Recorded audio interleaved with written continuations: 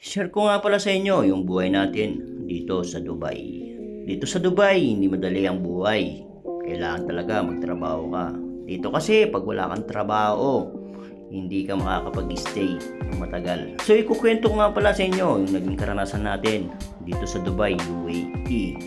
Dito nga pala guys, unang pagpunta ko pala dito kasama kong pamilya ko, anak ko, at ang asawa ko.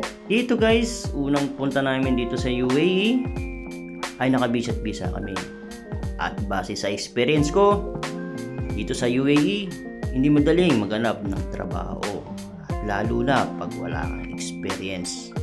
Dito kasi sa UAE guys, hindi pang malakasan yung natapos mo o natapos ka man ng college graduate. Hindi hinahanap dito yun. Depende na lang sa mga company na nag-aanap ng ganun. Dito kasi guys, may experience ka lang sa pagtatrabaho, sigurado, pasok na pasok ka.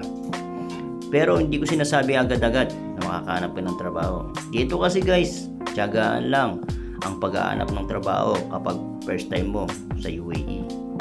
At dito, kapag meron ka ng experience dito sa UAE, at sigurado 80% na makakahanap ka ng trabaho. At lalo na kung wala kang bad record sa iyong mga company na pinasukan.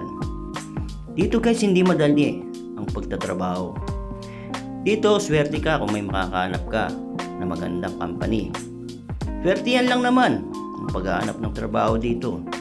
Swerte ka kapag maganda magbigay ang amo mo ng offer sa'yo. Dito guys, hindi ko sinasabing proud ako dito sa nagtatrabaho ko.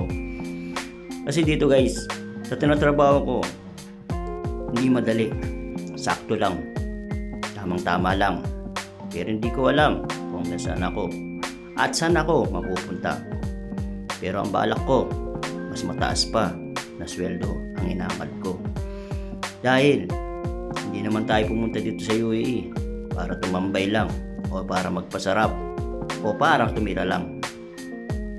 Kailangan din natin ng magandang trabaho at makapagtrabaho ng maayos at maganda ang pasahod.